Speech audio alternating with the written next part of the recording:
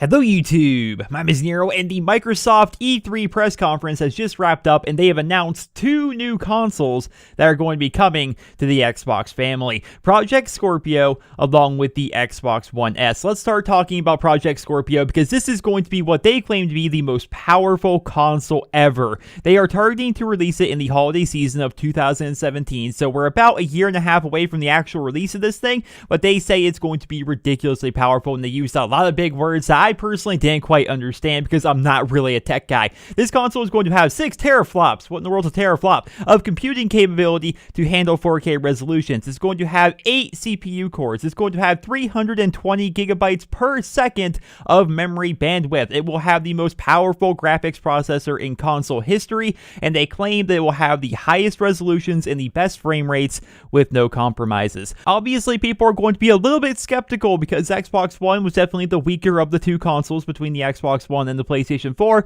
but they're claiming that this new system, Project Scorpio, will have the highest quality pixels that anybody has ever seen, and they also said that they specifically built Project Scorpio to lead the console industry to true 4K gaming in high fidelity VR. This looks like it's going to be pretty awesome. Now, of course, we don't know too much about it. Of course, we don't know exactly how powerful this console is going to be, what it's going to look like, and above all, we don't know much about the price. Some people are estimating a minimum of $800 for this console. Now, again, this is all pure speculation. Nobody knows what the price of this thing is going to be, but an $800 Xbox sounds pretty expensive. And there's other people saying that it may actually cost more than that just based upon the sheer hardware that this thing is going to come with. It appears to be pretty powerful. I'm excited to see what it's going to be like. It appears to be the enthusiast's console, right? Which sounds pretty cool to me because there's going to be a lot of options for Xbox One fans, especially with the newly announced Xbox One Slim, otherwise known as the Xbox One S, which is going to be about 40% smaller than the original one, will feature 4K Ultra HD video support, including 4K Blu-ray,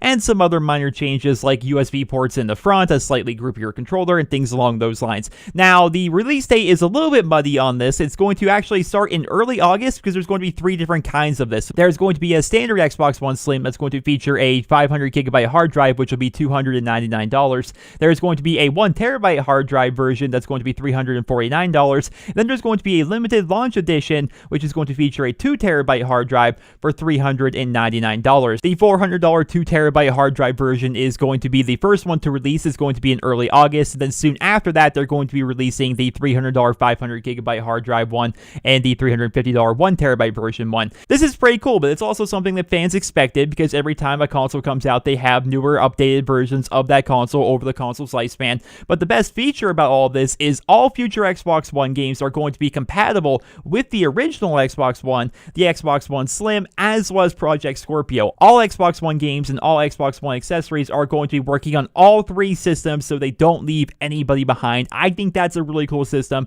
I'm glad they did that, and of course there's definitely a lot of trouble adapting hardware going from the Xbox 360 to the Xbox One. They basically made it so you couldn't have your Xbox 360 headsets work with the Xbox One. They made it so you had to buy special adapters and stuff like that that were branded by them, and just, it wasn't a very good system. Things weren't very compatible, but they're not doing that anymore. They're not doing that with the Xbox One, the Xbox One Slim, as well as the Project Scorpio that we're going to be learning more about, I would assume, over the course of the next year before it releases in the holiday season of 2017. I'm happy that they're doing that. It seems Microsoft has really gotten tired of losing the console war to Sony so bad. Now, I'm not trying to hop on the console war bandwagon or anything like that, right? But Sony has been outselling Microsoft ridiculously, and I'm coming from an Xbox perspective. I play the Xbox One. It's my main platform, right?